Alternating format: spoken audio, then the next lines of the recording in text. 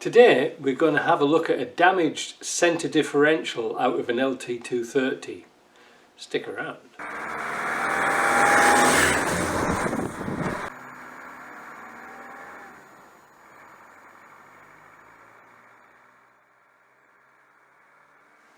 So yesterday Jacques came down from Quebec City and he brought down his LT230 out of a TD5.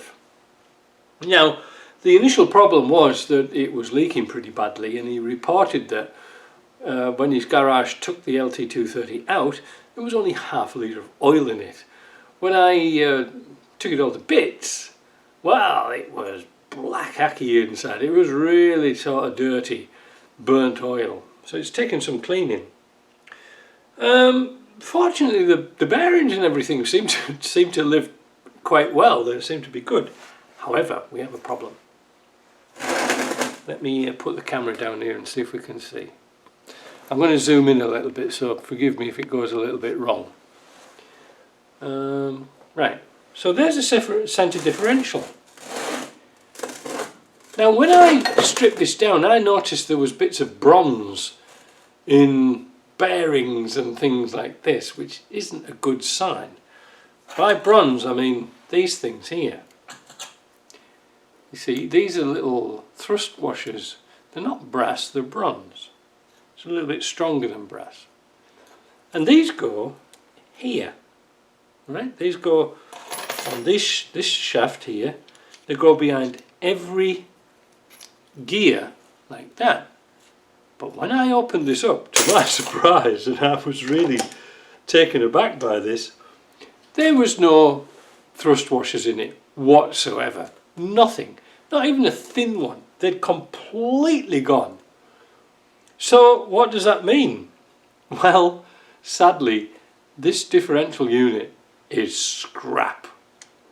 Why? Well, I hope we can see on here when we take this gear out. And the gears, ironically, are quite good because they're hardened, but this bit isn't. Now, I hope we can pick up on this and see the damage. This is so worn out here. You can see where the thrust washer's given up and it's eaten its way through this housing. Now, just to show you what it should look like, you see this bit in between here, this piece here? That's what it should like all the way across, polished. Now, you're going to say, well, GP could do that. Not so. It's very difficult to machine because it's on a curvature and it's round, and both sides have to match. So that's why we can't repair it. We you know, this has all been done on like a CNC type machine and with the curvature and things like that. And we can't do that. So unfortunately, that's scrap. Now, why did it get to that state?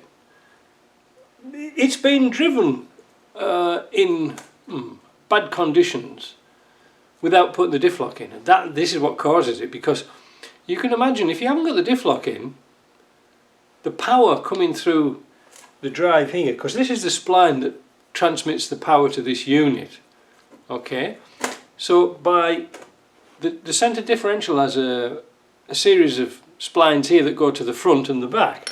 That one goes in there, and the other one, will it come out? Is here for the front. Is that the front or is that the back? Oh, that's the front, yeah. And this is where the diff lock goes.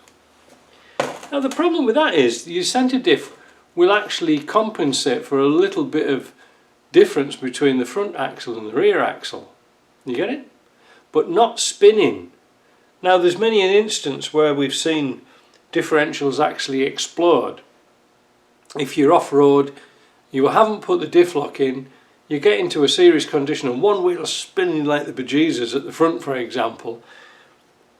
This will run at twice the speed internally that the wheel's going at it. So if you're revving like hell trying to get out of a ditch or something without putting the diff lock in, then this is just going to give up. And this isn't an announcement for ATBs or anything like that. You know, it's not an advertising for ATBs, but this is the problem with this diff. It's, if you're going off-road or you're going onto a loose surface or anything like that, just put the diff lock in, you know. And it's, I know it's hard to say, but you've really got to judge what the conditions are. Like, you're in sand or mud or snow, it's a bit slippy, but you don't want to put the diff lock in when you're on asphalt or rocks or anything like that, because it's a good solid surface. But this is the consequence of spinning wheels without the diff lock in. I know it sounds like a lecture, doesn't it? But it's true. These things were a sort of, seems to be like a compromise, because Land Rover wanted to have their vehicles permanent four-wheel drive because they didn't want to do any different axles or anything like that, bigger axles for bigger engines. It seemed to be a good idea with the Range Rovers, but this is the problem. Yeah, it's really sad, because like I say, when you look inside there, I put another light on there so you can actually see the damage, but it can't be remachined. And even if it could be machined, you're going to have to put double thickness washers in, which isn't really good. So there we are, children. Let that be a lesson. If you're going to go on slippery surfaces or anything that's going to be rough, put the diff lock in, but not on asphalt or rock. All right. So there we go. Now, how am I going to fix this? Well, it's either an A2B or I've got to find another differential. See you later.